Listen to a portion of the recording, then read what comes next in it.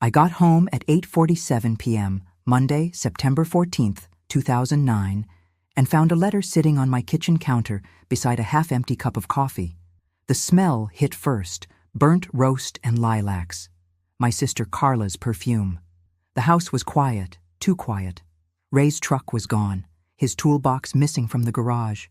Only one sound, the refrigerator's soft hum and the slow tick of the wall clock that had belonged to our father. Then I saw him. A small boy, knees pulled to his chest, sitting in my father's armchair. His eyes were too old for 5. "Kyle?" I whispered. He nodded, clutching a pillow. On the table, a white envelope waited. My name, Elaine, written in Carla's looping handwriting. Inside, "By the time you read this, Ray and I will be gone. We love each other. I can't take Kyle, not in this condition. He's terminal. 6 months, maybe less. You've always been better at care. Please don't try to find us." It took 3 readings for the words to hold still. I searched the kitchen for medicine bottles, discharge papers, anything that could justify what she'd written. Nothing. Just a sticky note taped to the fridge. "Feed him soft food. No dairy. He can't digest fats." No doctor's name, no hospital logo. The phone rang. Carla's number. I answered. Silence. Then a click. The next morning, I found a petition for divorce tucked under the letter. Ray's signature, dated that same day, 9/14/09. No attorney listed. Just a form printed at home. Kyle was still sitting in the armchair when I made him toast. He chewed like it was a test. "Mommy said not to eat much," he murmured. "Why?" "She said I'll get tired faster." His arms were thin, wrists marked with faint bruises that didn't look medical. I took him to my car. No seatbelt tears, no luggage, just a small backpack with one shirt, a toy car, and a folded photo, Carla and Ray at the lake. I turned it over. On the back, she'd written, "Don't let him out of your sight." By noon, I called every pediatric hospital in Richmond. No record of a Kyle Dean or Kyle Sanders. No rare blood disorder. That night, I tucked him into the guest bed and sat awake, staring at the divorce form. The ink was smudged near Ray's name, like he'd hesitated. I wasn't a woman given to drama. I was an accountant. Numbers never lied to me. But that night, the math was cruel. 2 adults gone, 1 child abandoned, and a lie I could already smell under the perfume. When I opened the fridge again, the sticky note fluttered to the floor. Underneath it was a receipt from First Dominion Bank, time-stamped 5:32 p.m., September 14th. It wasn't for food or medicine. It was for a cashier's check, $3,800. Payee R.M. Sanders. The ink on his name was still wet, and that's when I realized they hadn't left me a child, they'd left me evidence. Subscribe to our channel. This helps our work reach more people. By Tuesday morning, the coffee pot was cold and the bed still untouched. I checked Ray's drawer, half empty, his toothbrush gone, the house key missing from the hook. On the counter sat a pile of medical receipts printed on thin paper, the kind you buy in bulk at Office Depot. The headers read Richmond Medical, not Richmond. The misspelling was small, but it screamed at me. I drove to VCU Medical Center, child in tow. Kyle was silent the whole way, watching the wipers instead of the road. Dr. Marion Evans saw him the same afternoon. No appointment, just mercy. She examined him with the calm precision of someone who's seen every kind of story. "He's malnourished," she said. "Ferritin 6, hemoglobin 9.8, not terminal, just neglected." Her words landed like a gavel. That night, I cooked broth from scratch. Kyle ate slowly, his small hands shaking but determined. Halfway through, he looked up and whispered, "Aunt Elaine, am I going to die?" "No," I said. "You're just hungry." He smiled, and something in me broke cleanly. Grief rearranged into purpose. I started keeping records. A spiral notebook by the sink. Date, weight, temperature, meals.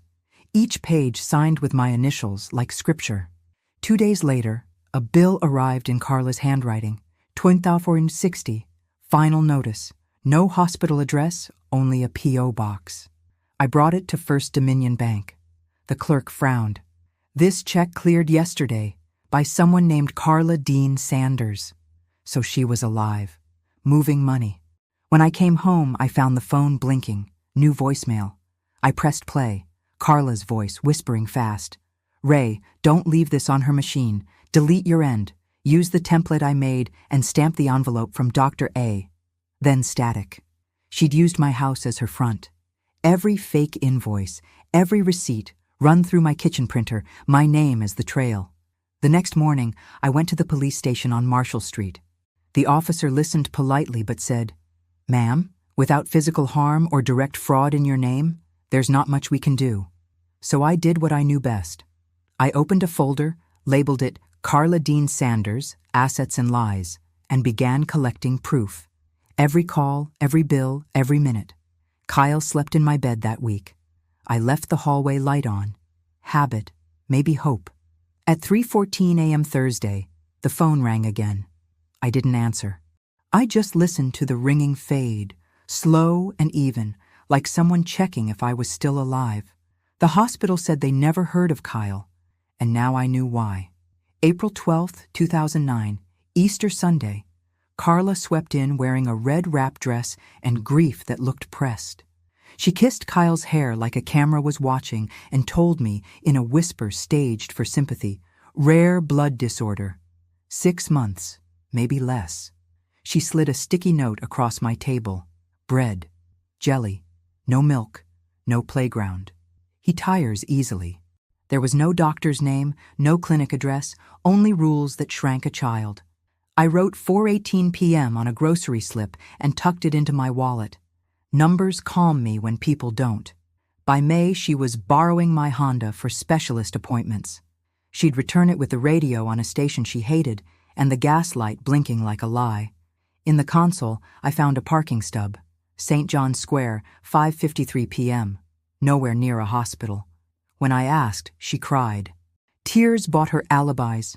My silence financed them. Jessica from church called me in June. Saw Carla at the Grapevine on Broad, laughing, wine flights. I told myself grief performs oddly in public. Then I saw the first invoice. Richmond Medical, Pediatric Hematology. Misspelled header. No CPT codes, no patient ID. A logo that pixelated when I held it to the light. Ray played benevolent. Whatever Carla needs, he said, palming Kyle's head like blessing or brand. I wanted to believe my marriage was furniture, heavy, useful, too solid to steal. But pieces went missing. Ray's gym bag lived in his truck. His cologne moved to the glove compartment. The joint savings bled small withdrawals, like someone taught to siphon slowly. I started a ledger I didn't yet know was a life raft. Dates, times, places, Kyle's food intake, his naps that lasted too long for a boy, not long enough for the story. Late July, Carla asked to use my printer for forms. She couldn't afford the copy shop. While she printed, Kyle stood in the doorway, thin arms folded. "Can I go outside?" he asked. "No," she snapped, not looking up. When she left, a single sheet remained in the tray, a doctor's letter template with the name line blank, Dr. A. typed and waiting. In August, the fake receipts multiplied. Several bore a faint First Dominion stamp, same teller initials. I matched dates to my notebook. On 2 of those afternoons, Kyle had been with me at the park, falling asleep on the bench after 5 minutes of swings. Sick children can still laugh. Starved ones crumple mid-giggle. When she finally left on September 14th, the paper trail she staged was a barricade designed to corral my questions. But paperwork has a smell when it's wrong. Ink too fresh, fonts too friendly. I stacked the invoices by date and slid a ruler along the margins. The spacing matched the template she'd printed in my house. There is a point when affection becomes evidence. Mine arrived as a small square of thermal paper I'd almost thrown away. $3,800 cashier's check to R.M. Sanders, timestamp 5:32 p.m. The very evening she abandoned her son in my chair. Love is a ledger. I finally opened mine. She hadn't built a diagnosis. She'd built a script, and she expected me to play the nurse. At VCU Medical Center, Dr. E. Marion Evans listened the way good people lift heavy things. steady, with their legs, not their back. She recorded a careful history while Kyle traced the cracks on the exam table's paper. She examined his skin, gums, and nails, weighed him, 34 pounds, and ordered labs. The panel returned at 12:07 p.m. Ferritin, 6, ngml, hemoglobin, 9.8 gdl, platelets normal, white count normal, electrolytes within range, no markers of malignancy. Growth chart printed like a confession. Percentile dip during Carla's episodes, flattening where a boy should have curved. He is not terminal, Dr. Evans said, emphasizing each word like a floor you can step on. This is chronic undernutrition with iron deficiency anemia. Moderate. Reversible in months with proper care. She paused. This pattern can occur with food insecurity or with inappropriate restriction. I felt shame rise, not because I'd done it, but because I'd believed a sticky note over a child's hunger. What do? We feed him small, frequent meals, broth with chicken and vegetables, iron sources with vitamin C, dairy as tolerated, not forbidden, a pediatric multivitamin with iron, carefully dosed, sunlight, play, routine. She scheduled follow-ups at 4 weeks and 12 weeks and gave me a handout with numbers printed large enough for panic to read. Then she asked for permission to file a CPS report. My throat closed, then opened. Yes. She explained the process, screening, possible home visit, outcomes that range from services to substantiation. They're overwhelmed, she said gently, but documentation matters. Back home, I turned my kitchen into a clinic that smelled like dinner. Day 1, 2 ounces of broth, 3 spoonfuls of mashed potatoes, a pause long enough for hope, then a 1/4 cup of milk. He gagged once, then reached for the spoon himself. I wrote kept down beside the time. Day 4, half an egg. Day 9, a laugh that lasted longer than the meal. CPS called in October. A woman named Ms. Robles conducted a phone screening, then visited once. Looked at Kyle's chart, my notebook, the neatly stacked invoices. We'll open for services, she said, but we don't have enough to substantiate the prior caregiver's intent. Intent is the last bridge systems cross. I didn't argue. I documented. Dr. Evans's first addendum arrived in November, weight up 2 pounds, color improved, energy returning. She wrote the sentence that rethreaded my spine. With structured nutrition and stability, prognosis is excellent. At Thanksgiving, Kyle ran from the porch to the mailbox without stopping to sit on the steps. He came back red-cheeked and triumphant. Again? He asked, breathless. Again, I said, and we measured the distance like mercy. By December, he could finish a small bowl of soup and ask for an apple slice after. Dr. Evans looked at my notebook and nodded at the dates. You're doing the medicine that doesn't come in bottles, she said. I walked out of the hospital with a folder embossed in blue and a truth heavier than fury. The system had taken a snapshot. I was filming a documentary. He wasn't dying. He was being kept small, and I had just switched on the lights. Survival costs what it costs. That winter, I sold my grandmother's ring for $260. The pearl earrings Ray once said made me look like money for $180, and the last of my pride for groceries. Broth, chicken, milk, multivitamins. I learned the quiet math of healing, how calories could replace apologies, how warmth could overwrite neglect. The electric bill arrived with a pink notice, 72 hours to disconnect. I folded it into my folder, behind utilities, urgent. Documentation isn't just habit, it's armor. Kyle grew steadier. His cheeks pinked up. He laughed in his sleep sometimes, and that sound filled rooms the way sunlight fills jars. By February 2010, Dr. Evans wrote in her chart, weight gain satisfactory, energy appropriate for age. I took a photo of her note, not for proof, just faith. One morning, I found a new envelope in my mailbox, no return address. Inside, another Richmond medical invoice, this one marked Final Notice, $2,460.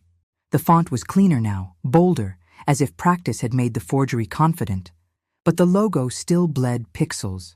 At the bottom, a scrawled signature, R.M. Sanders. I drove to First Dominion Bank that same day. The teller, a young man named Arjun, frowned as he typed. "This check cleared yesterday," he said. "Under an account for Richmond Medical Billing." He turned the screen toward me. The linked name, Raymond M. Sanders. I walked out into the cold with my jaw locked tight enough to hum. That night, while Kyle colored in the living room, I spread the invoices across the kitchen table. Same printer margin, same misaligned logo, same wrong font. I used a ruler to measure the spacing between lines, exactly 1.15 inches. The Microsoft Word default. The next morning, I received a voicemail, an unfamiliar number. It was Carla. Her voice had that same syrupy edge, but under it, something brittle. "Elaine," she said. "How's my boy?" She didn't wait for my answer. "I'm glad you're feeding him. We always knew you'd be the caretaker. You've got the temperament. Some of us have passion. Others have lists." Click. End of message. Lists save lives. I sat at the kitchen table and opened my ledger. I added new sections: bank transfers, invoices, voicemails. The notebook grew heavier, each page a quiet accusation. 3 weeks later, my work hours were cut. "Restructuring," they said. Translation: too old, too steady. I packed my stapler, my mug, and left with a smile that didn't belong to me.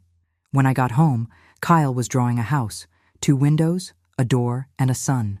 He pointed. "That's us," he said. "Us. Not me, not him. Us." I didn't cry. I couldn't afford to. That night, I wrote at the bottom of my ledger page, "Cost of truth, jewelry, job, fear." And in the margin, smaller, "Return on investment, 1 child learning to eat." Then I slid the fake invoices into a clear sleeve, labeled it "Evidence," "Financial," and added a note. "Check signature loop matches Ray's old tax forms. Compare. Paper can't lie, but it can wait." The first warm wind of March carried her voice. It came through the phone at 8:02 p.m., Carla's number, same prefix I'd memorized years ago. "Elaine," she said, as if we'd spoken yesterday. "You sound tired." "I am," I said. "Raising a child alone does that." "You're welcome," she replied. I could hear Ray laughing faintly in the background. "How's my little miracle?" "Healthy," I said. Her tone sharpened. "Impossible. He was supposed to be terminal. That's what the doctor—" She stopped, then softer. "Anyway, enjoy him while you can." The line clicked. 2 days later, I found a plain envelope in the mailbox. No stamp, just my address handwritten. Inside, a photo. Kyle at the playground, taken from behind, his red jacket bright as warning. On the back, Carla's handwriting. "Hope he's still breathing." I froze there on the porch, the mail trembling in my hands. Then I slid the photo into a plastic sleeve, labeled it "Threat, 3/12/10," and placed it behind the financials. Fear belongs in order, too. That night, Kyle woke from a nightmare. "She was here," he whispered. "She said I'm her secret." I held him until he slept again, staring at the ceiling, counting seconds between heartbeats. The next morning, I went to the police again. The same officer, Sergeant Robbins, met me halfway through my explanation and sighed. "Ma'am, unless there's direct contact or custody dispute filed, we can't intervene. You're doing the right thing. Document everything." That phrase has never left me. In April, Dr. Evans scheduled a checkup. Kyle's hemoglobin up to 12.3, ferritin 24. "You've done the impossible," she said. "Keep records. One day, they'll matter." 1 week later, I got a voicemail again. This time it wasn't Carla. It was Ray. "Elaine," he said, voice low. "She's losing control. I didn't know she was sending you those invoices. I'll fix this." He never did. But his message was another stone for my foundation. I copied the audio to a CD labeled Ray Confession, Partial, and filed it behind audio. March 2010. I was building something larger than safety now. A case. A quiet fortress of facts. That night, I tucked Kyle in and turned off the light. He whispered, "Aunt Elaine?" "Yes?" "You smell like soup and paper." I smiled in the dark. "That's how you know I'm real." And from that night on, I decided truth would have my scent. By April 2010, the fridge hummed louder than the house. The gas bill doubled. My hours at the plant were halved. Every day became arithmetic. How to stretch a can of beans into dinner, how to stretch a heart into patience. Still, I never skipped a note. Each receipt went into the folder. Groceries, vitamins, doctor visits, evidence of love in triplicate. Then the phone rang again. Not Carla this time. HR. They were restructuring. My position no longer essential. After 18 years, I left with 2 boxes and the stapler I'd bought myself. Something will open, Dr. Evans said at Kyle's next appointment. It always does. I've been opening things for months, I said. Mostly envelopes.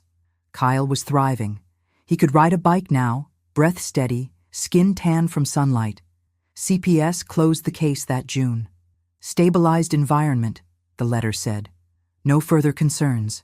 I taped it to the inside of my folder like a small miracle with government letterhead. But peace attracts disruption. In July, a new envelope came, typed, formal, the kind that smells like toner and trouble. Richmond Medical Billing again, this time claiming a balance of $9,200.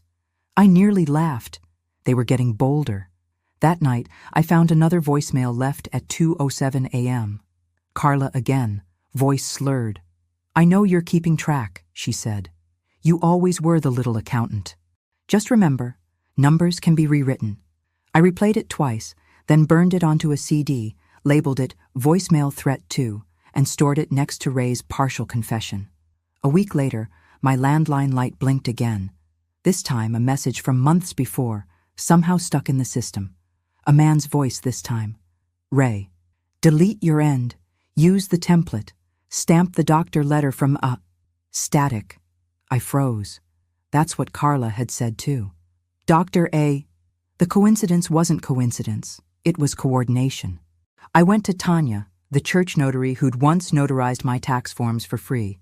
She helped me transfer both recordings to USB drives, 2 copies each, one for storage, one for chain of custody. She wrote the date and signed across the tape seams, just like Dr. Evans taught me to document everything. The next day, I returned to VCU. Dr. Evans listened carefully, asked for copies, and made a note. Audio suggests possible fabrication of illness for financial exploitation. Then she paused. Elaine, this is criminal. I said, so is what they did to him. She offered to help me draft a formal statement for the Attorney General's office, attaching Kyle's medical records and her analysis. I nodded. We had our first real proof of intent. That night, I held Kyle's drawing, a family of 2 under a blue sky, and placed it atop the folder before closing it. Evidence of harm is heavy, but evidence of healing weighs more, and I finally had both in one place. I met Attorney James Halpern on August 4, 2010, in an office above a pawn shop on Carey Street. He had the tired calm of a man who sees the same sins with new stationery every week. He let me talk about the invoices, the forged doctor's name, the bank trail, the voicemail. Then he asked the only question that mattered.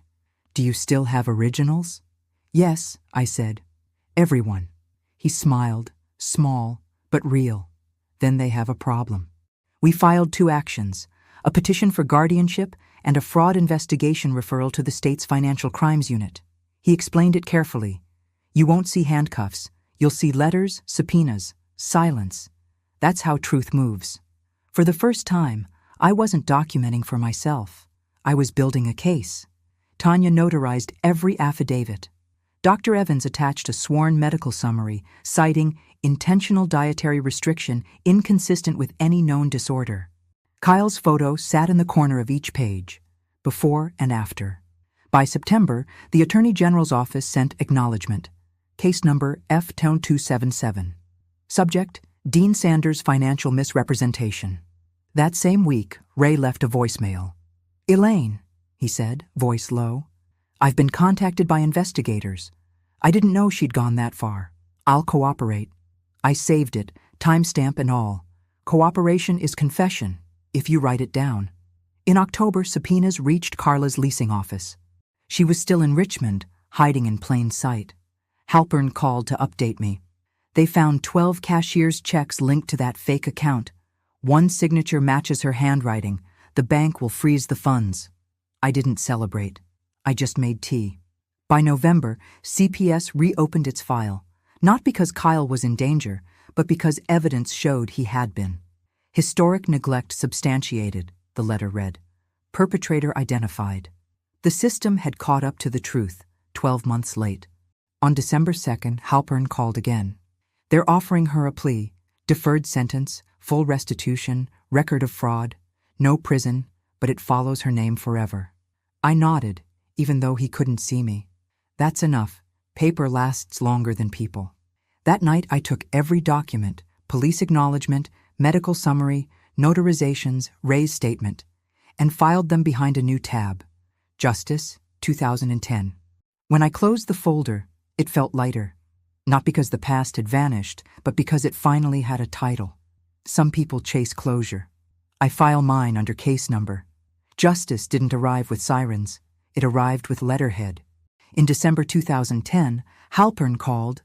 The Attorney General's office had proposed a deferred adjudication for Carla, fraud acknowledged in writing, restitution schedule filed with the court, and a stipulation that any future misrepresentation would activate the suspended sentence. No jail. Paper instead of bars. Have you been through something similar? Tell us your story in the comments below. We read every comment. It's important for us to know we're not alone. It suited me. Paper lasts longer. Ray signed a cooperation agreement. He would provide the printer logs, the template files, and a sworn statement admitting he'd failed to exercise diligence. Lawyers are efficient with shame. He didn't apologize to me. He apologized to the record. I accepted the only apology that could move money or protect a child. In January 2011, the guardianship order arrived. My name embossed beside Kyle's, the court granting me sole legal and physical custody. 2 copies, one for the folder, one for the safe. I pressed the seal with my thumb until I felt the ridge. Real, not pretend. CPS reopened an historical neglect inquiry and after interviewing Dr. Evans and reviewing growth charts, stamped it substantiated. The letter was maddeningly brief, but the single word did its work. It forced the bank to treat Carla's medical billing activity as suspect and to assist the investigation. Ray's Richmond account was closed, remaining funds diverted to restitution. My ledger had a new column, payments received. The first deposit, $250. Small, but it drew a line between harm and repair. Carla's attorney requested a no-contact clause to prevent harassment, which made me laugh in a way that didn't reach my face. We amended it to mutual no contact, with one exception. Communications about restitution routed through counsel only. Silence, notarized. I met Tanya at the church office to notarize the last affidavit. She clicked the stamp once and slid the paper back to me. You made a case out of air, she said. No, I answered. Out of dates. When the Board of Medicine acknowledged receipt of Dr. Evans's report and the forged signature analysis, they issued a quiet note. While the fake name belonged to a retired physician in Florida, the use of medical insignia for deception would be recorded in the case file. Public record upon request. Carla hadn't merely lied to me. She'd signed her name to a history that would follow her into every leasing office and HR background check. Paper is patient. Reputations are not. In March, Ray left one more voicemail. Careful. Coached. I've complied, he said. I wish you and the boy well. The boy had a name. I saved the file anyway. Completeness is its own comfort. On April 4, 2011, Halpern closed his folder with the satisfied shrug of a craftsman. It won't be cinematic, he said. It will be durable. I walked home beneath dogwoods just beginning to open, petals like receipts left in a sunlit car. At my kitchen table, I reorganized the binder into final order. Medical, financial, audio, legal, justice. Last, a new tab, future. I slid Carla's first letter into a transparent sleeve and wrote in neat block letters across the top edge. Origin story. Then I shut the binder and set it back on the shelf where my cookbooks used to live. I did not forgive. I filed. And for the first night in a year and a half, I slept without my ledger under the bed. 15 years is enough time for bones to harden and names to expire. By autumn 2024, Kyle was 20, a third-year pre-med at Virginia Commonwealth University, working weekends at a clinic that smelled like antiseptic and optimism. He called me Mom without ceremony the first time he asked for my car keys. It stuck the way truth does, quietly, as if it had always been the name. We'd moved once, in 2016, to a smaller house nearer Chamberlain Avenue. I kept the old binder where my cookbooks used to sit, not because I needed it, but because some victories deserve a shelf.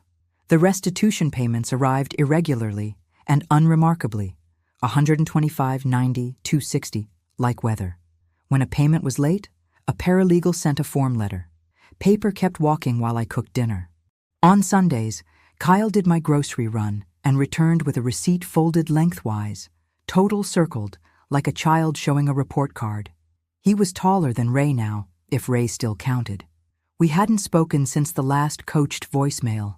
I sometimes wondered if he had remarried, or if silence had finally found him. Curiosity is not the same as longing. It passes. Dr. Evans retired in 2022, sending a card with a scribble of advice. Hydrate, sun, joy. I framed it above the kettle. Tanya kept her notary stamp, now slightly crooked from use. She notarized Kyle's passport application. "For the doctor you're becoming," she said, and the stamp looked prettier on that paper than it ever had on an affidavit. I no longer checked the porch for unmarked envelopes. Fear had been indexed and stored. If anxiety woke me at night, I opened a window and let the air do what it does. Still, memory is a muscle. It moves when you don't ask it to.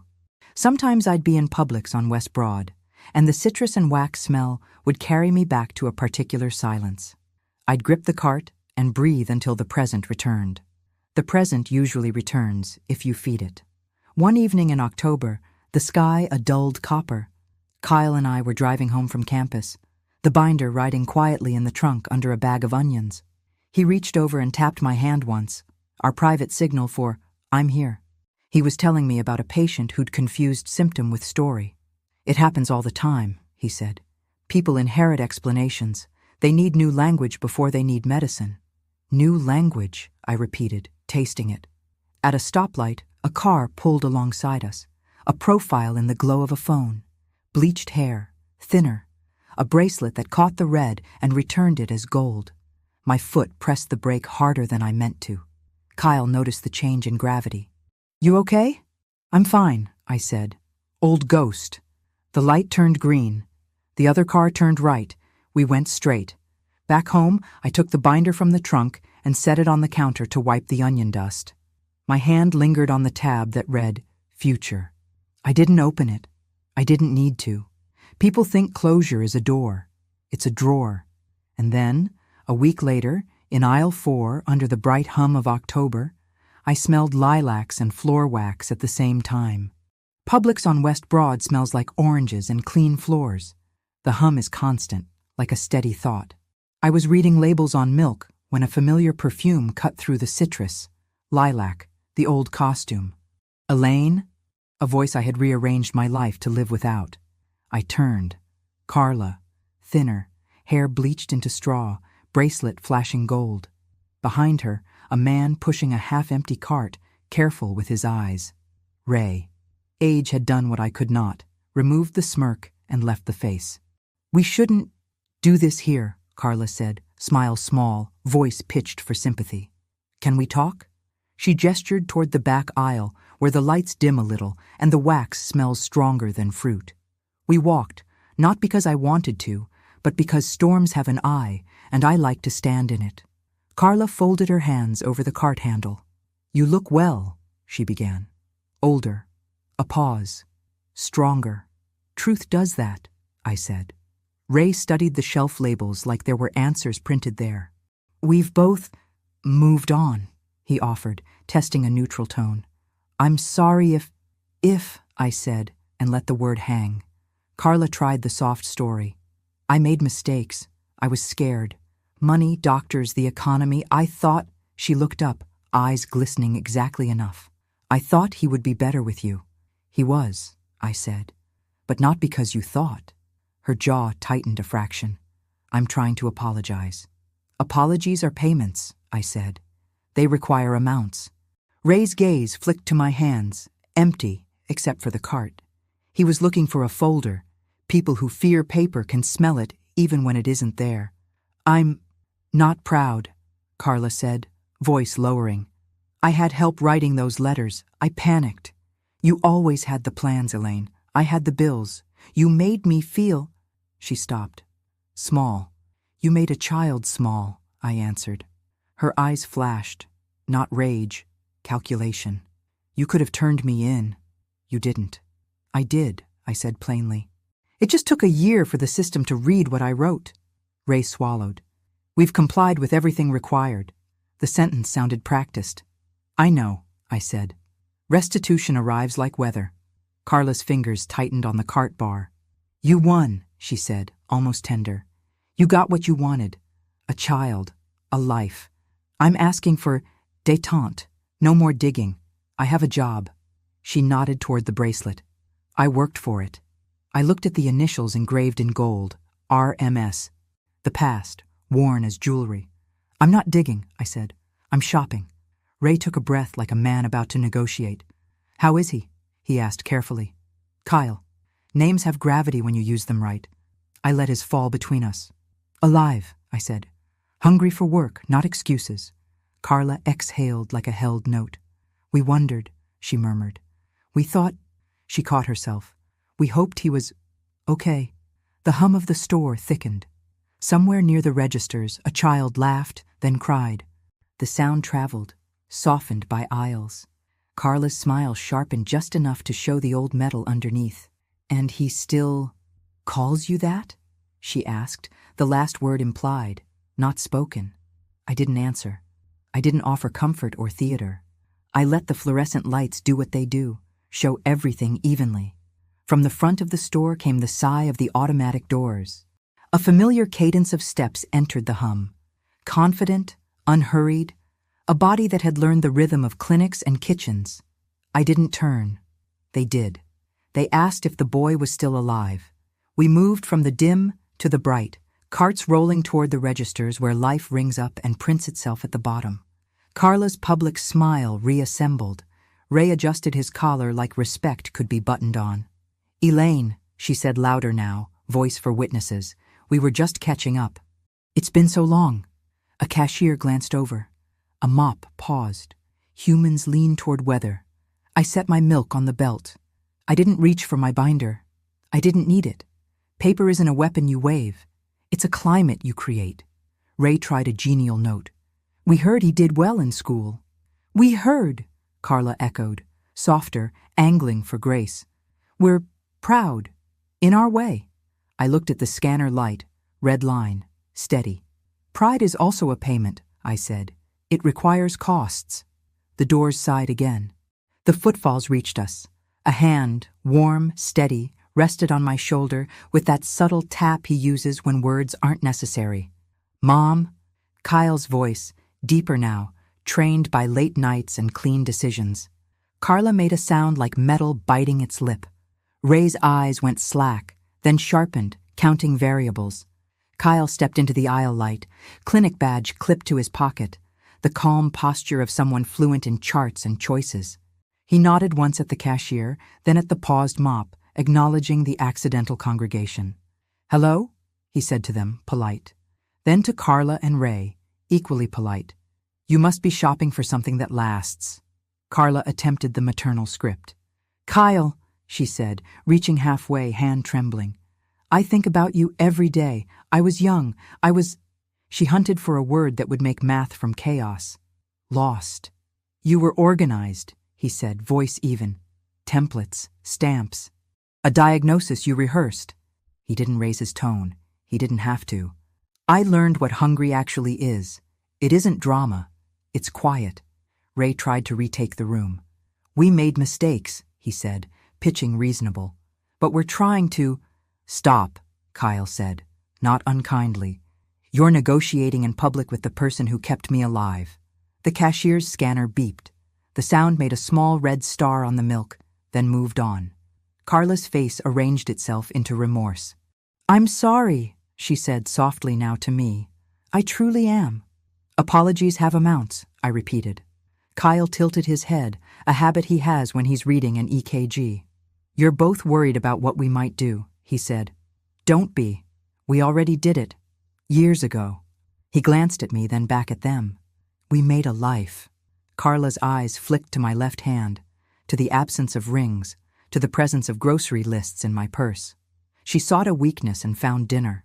Ray swallowed a different story than the one he'd planned to tell. "I signed what I had to," he said, a last defense dressed as confession. "You signed what was true," I answered.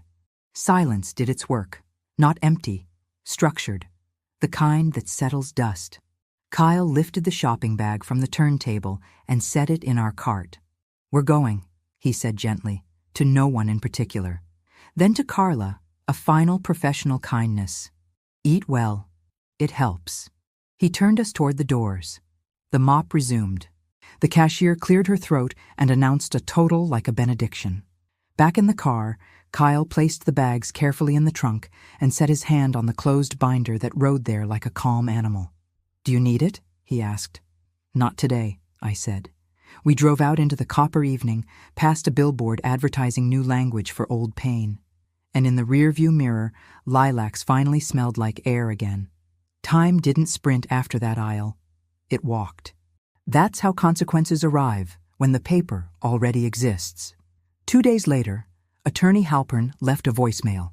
The Commonwealth's attorney had received an email from Publix management, a routine note about an in-store exchange relevant to a historic case file, attaching the CCTV retention notice we'd filed back in 2011 and confirming the chain of custody policy still in place.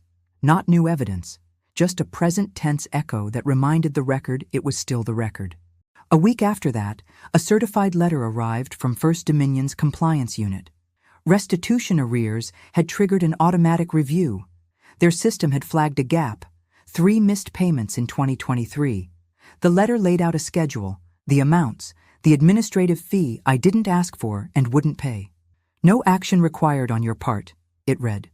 Paper moved. I made dinner. That same afternoon, an email from an address I didn't recognize landed in my inbox. Subject line, Statement of Cooperation. It was Ray, through counsel, concise, sanitized. He confirmed his prior cooperation in 2010-2011 and appended a new declaration.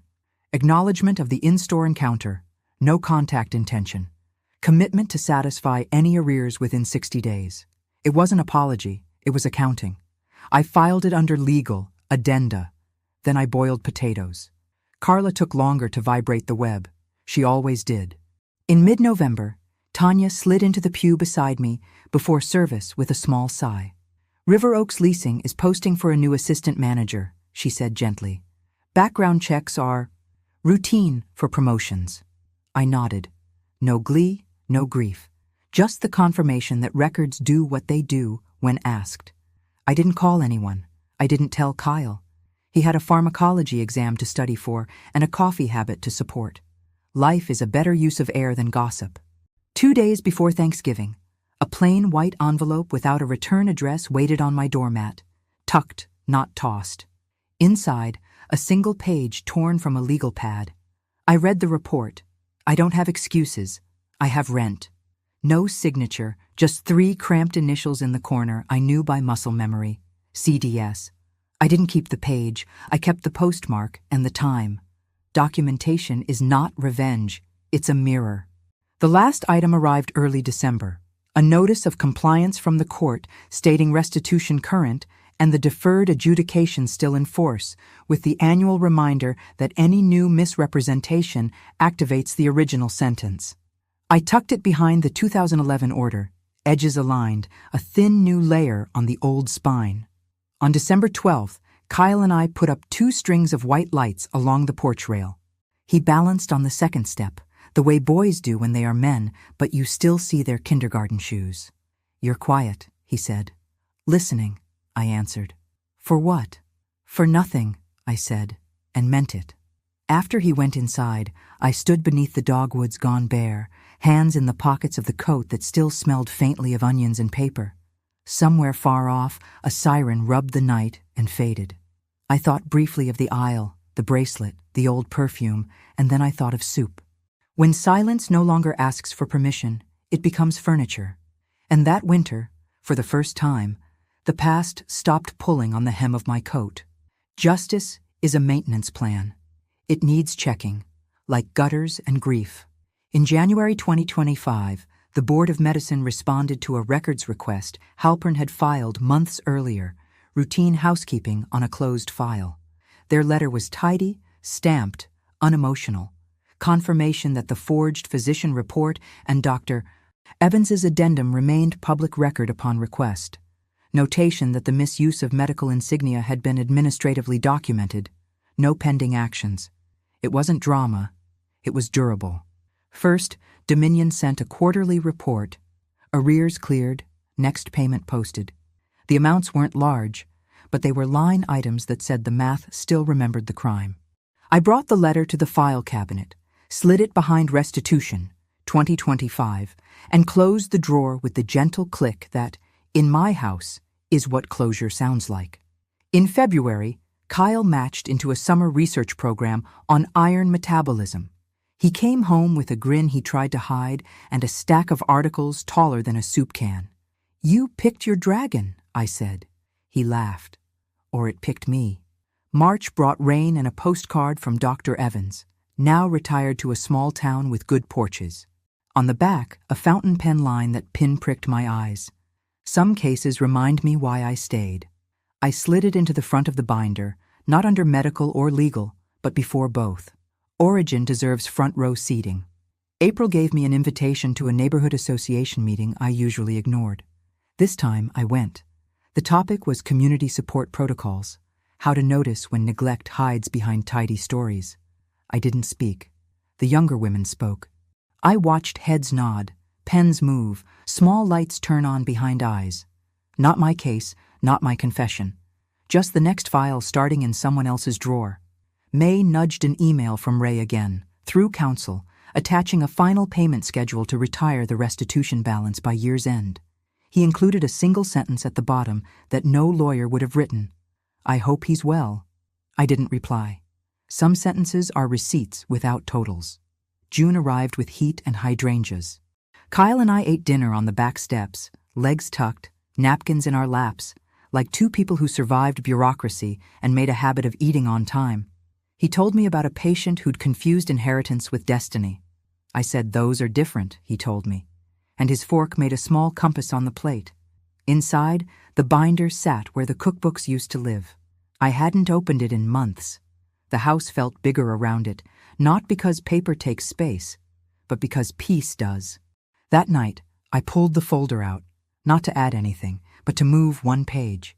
I took Carla's first letter, the one that tried to make a child into a fate, and slid it from origin story to evidence of peace.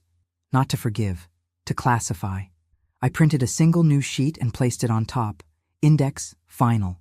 Under it, I typed in a clean, undecorated font, harm, documented, help, sustained, history, public, home, intact. I closed the rings. The sound was small and exact. It was the right volume for a life. The porch light clicked off at 10 by timer. The dogwoods lifted their dark hands to a sky that had room for more than memory. And for once, nothing needed notarizing to be true. By summer 2026, the world had rearranged itself into softer shapes. The neighborhood kids rode their bikes past my porch without fear of traffic. The mail arrived on time, and my coffee maker finally learned my rhythm. Kyle had graduated that May, white coat crisp, smile half his father's jaw and half my endurance. His diploma hung not on his wall but in mine, beside a photo of him at 5. Small, pale, holding a spoon like a shield. Between them, a printed label from my old label maker, From Evidence to Life. I still kept the binder, though it no longer ruled the house. It lived on the bottom shelf, spine labeled Evidence of Peace, dusted once a month. Inside, everything remained chronological, because order is how I breathe. Some mornings, I'd open it just to feel the texture of the pages, the weight of ink and memory. I'd trace the court seals, the doctor's notes, the faded postmarks, not out of anger anymore, but reverence.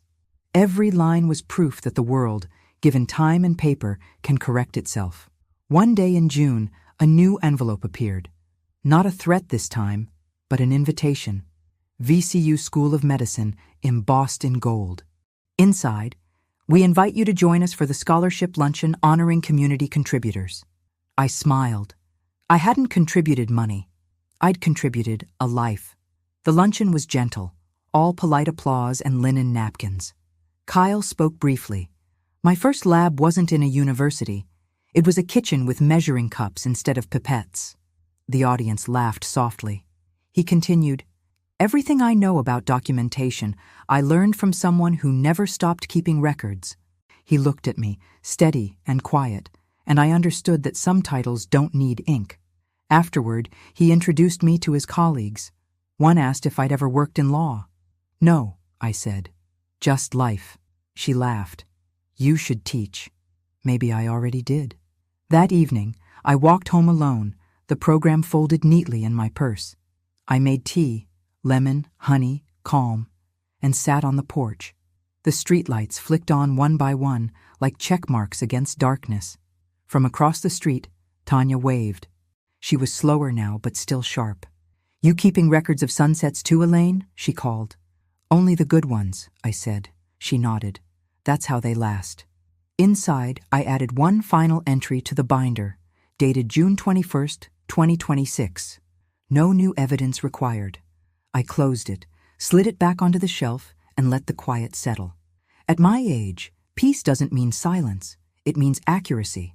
And when the wind moved through the dogwoods outside, I heard the faintest sound, like a notary's stamp pressing down on paper, permanent, clean, enough. Because peace, properly filed, never expires. If this story gave you strength, help us by sharing, liking, and hitting the notification bell. We'd love to hear in the comments which part of the story you liked most. See you tomorrow.